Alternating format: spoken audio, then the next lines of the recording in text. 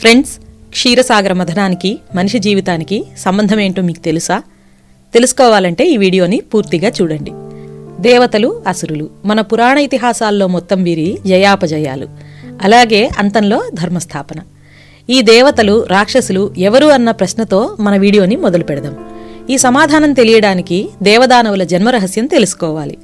సృష్టి మొదట్లో బ్రహ్మ అన్ని జీవరాశుల్ని సృష్టించాడు. దీన్ని బ్రహ్మ మానస సృష్టి అంటారు. అందులో భాగంగా 10 మంది ప్రజాపతులు వచ్చారు. వారిలో మొదటివాడు మరీచి. ఇతని కుమారుడు కశ్యపుడు. ఇతనికి 13 మంది భార్యలు. వారిలో ప్రధానమైన వారు అదితి, దితి, ధను.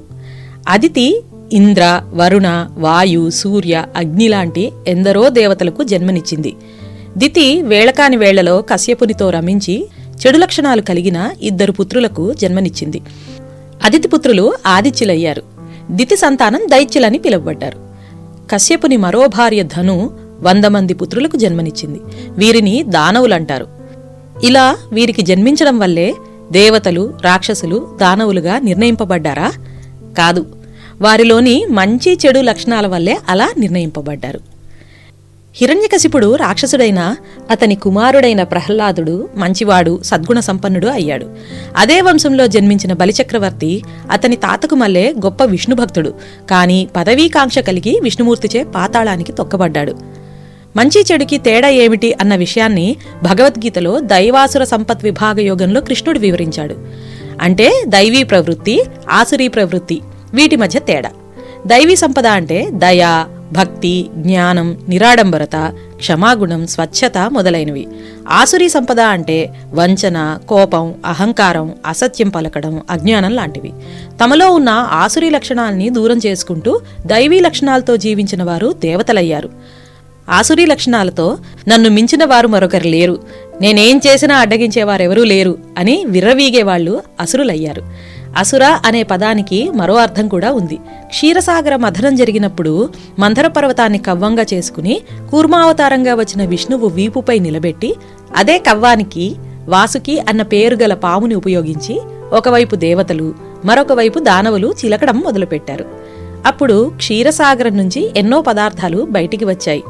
వాటిల్లో అమృతం, విషం, లక్ష్మీదేవి, చంద్రుడు ఇలాంటివి ఎన్నో ఉన్నాయి. అమృతాన్ని దేవతలు స్వీకరించి సురాపానం చేసి సురలుగా పేరు పొందారు. దానవులు, దైత్యులు దాన్ని వద్దనుకున్నారు కాబట్టి అసురులయ్యారు. అంటే దానవులు, దైత్యులు అన్న విభాగం వారి కర్మలను బట్టి ఏర్పడింది. మనలోని సత్వరజ తమోగుణాలు మనల్ని కర్మవైపు ప్రేరేపిస్తాయి.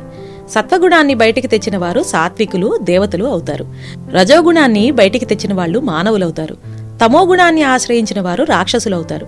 సంసారమన్న సాగరాన్ని చిలికినప్పుడు కష్టసుఖాలు సమానంగా వచ్చాయి. అన్ని పరిస్థితుల నుంచి మంచిని గ్రహించిన వారు దేవతలయ్యారు. చెడుని గ్రహించిన వారు రాక్షసులయ్యారు. దేవతలది పైచేయి అయితే రాక్షసులకు ఓటమి. అలాగే రాక్షసులు గెలిస్తే దేవతలకు అపజయం. చెడు విపరీతంగా పెరిగినప్పుడు ధర్మ సంస్థాపన కోసం భగవంతుడు అవతారంగా దిగివచ్చి చెడుని అంతరింపజేస్తాడు.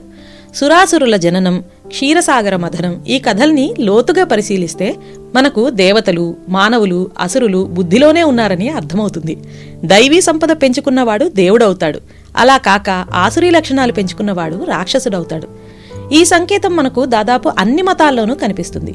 బైబిల్లో ఏంజిల్స్ అండ్ డీమన్స్, పార్సీలో యాజాత, దేవా, ఇలా దాదాపు అన్ని మతాల్లో తెలియజేయబడింది. మనం దేవతల చిత్రపటాలు గాని విగ్రహాల్ని గాని గమనిస్తే ఒక విషయం తెలుస్తుంది. ప్రతి దేవతకి ఒక వాహనం ఉంటుంది. ఆ వాహనం మీద దేవత ఆసీనమై కనిపిస్తుంది. అంటే మనిషిలోని జంతు ప్రవృత్తిని నియంత్రించగలిగినప్పుడే మనిషి తనలో నిద్రాణమై ఉన్న దైవీ సంపదని జాగృతం చేయగలడు, అంటే బయటికి తీసుకురాగలరని భావం. మనం గమనించాల్సిన ఇంకొక విషయం, ఓ పెద్ద దేవతని చూస్తే ఆవిడ చుట్టూ పరివార దేవతలు ఉంటారు. బయట వారిని ఈ పరివార దేవతలు దైవీ దర్శనానికి లోపలికి అనుమతించరు. వీరినే గణాలు అని కూడా అంటారు. అంటే ఏ పెద్ద లక్షణం అలవర్చుకోవాలన్నా ముందు దానికి సంబంధించిన చిన్న చిన్న లక్షణాల్ని క్రమశిక్షణతో అభ్యసించాలి. అలా ఒక్కొక్క గుణగణాన్ని ఆశ్రయించినప్పుడే మనకు ఆ పెద్ద లక్షణం అలవడుతుంది. అంటే ఆ దేవత ప్రత్యక్షమవుతుంది. ఉదాహరణకు కోపాన్ని తగ్గించుకోవాలంటే ముందు అవతల వాళ్లల్లో చిన్న చిన్న లోపాలని ఎంచడం మానేయాలి. శాంతాన్ని, ఓపికని అలవరుచుకోవాలి. ఈ విధంగా చిన్న చిన్న విషయాల్లో మనల్ని మనం నియంత్రించుకోగలిగినప్పుడు విపరీత పరిస్థితుల్లో మనకొచ్చే ఆవేశకావేశాల్ని అదుపులో ఉంచుకోగలుగుతాం. ఇది ఎప్పుడైనా గమనించారా? మన పెద్దలు మనిషికి అసలైన శత్రువులు అరిషడ్వర్గం అని చెప్తారు. అంటే కామం, క్రోధం, లోభం, మోహం, మదం, ఆత్సర్యాలన్నమాట. వీటిని అరిషడ్వర్గాలు అని ఎందుకంటారో తెలుసా? వర్గం అంటే ఒక సమూహం లేక ఒక ముఠా అని అర్థం. ఏ బలమైన భావంలో తొంగి చూసినా అందులో విభజించగలిగిన చిన్న చిన్న భావాలు కనిపిస్తాయి. ఉదాహరణకు కోపాన్ని తీసుకుంటే మన నిస్సహాయత వలన గాని, ఎక్కువగా బాధపడడం వలన గాని, మనకు సహనం లేకపోవడం వల్ల గాని, అవతల వాళ్ళ చిన్న చిన్న లోపాలని ఎక్కువగా ఊహించుకోవడం వలన గాని కోపం ఎక్కువగా వస్తుంది. అంటే మనము ఒక్క భావం అనుకునే కోపం వెనకాల చిన్న చిన్న భావాలు చాలా ఉన్నాయన్నమాట. ఇప్పుడు అర్థమైంది కదా, దేవతల చుట్టూ గణదేవతలు ఎలా ఉన్నారో అలాగే మనకు శత్రువులైన ఈ 6 భావాల చుట్టూ కూడా చిన్న చిన్న గణాలు ఉంటాయి. ఎవరికి పుట్టుకతోనే విచక్షణ, దయ, దానం, ధైర్య సాహసాలు ఇలాంటి గుణాలు పూర్తిగా అలవడవు. ఒక్కొక్క చిన్న లక్షణాన్ని జయిస్తూ మనలోని దైవీ సంపత్తిని మనం పెంపొందించుకోవాలి. మన పెద్దలు ఇంకొక విషయాన్ని కూడా బోధించారు. ఒక చెడు లక్షణాన్ని పూర్తిగా మనలోంచి తొలగించుకోవాలి అంటే పదే పదే ఆ లక్షణాన్ని గుర్తు తెచ్చుకోకూడదు. దీనివల్ల ఆ లక్షణం ఇంకా బలంగా మనలో పాతుకుపోతుంది. దాని వ్యతిరేక లక్షణాన్ని మనం అభ్యసించాలి. అంటే కోపం పోగొట్టుకోవాలంటే శాంతాన్ని ఆశ్రయించాలి. అలాగే లోభాన్ని జయించాలంటే దానాన్ని ఆశ్రయించాలి. ఇలా క్రమశిక్షణతో చిన్న చిన్న లక్షణాలని అలవర్చుకోవడాన్నే వ్యక్తిత్వ వికాసం అంటారు. వ్యక్తిత్వ వికాసంలో పెంపొందించుకోవాల్సిన చిన్న చిన్న లక్షణాలేమిటో మనం ఒక్కొక్క వీడియో రూపంలో తెలుసుకుందాం. మీ అమూల్యమైన అభిప్రాయాల్ని కామెంట్ల రూపంలో కింద కామెంట్ బాక్స్లో మాకు తెలియజేయండి. ధన్యవాదాలు.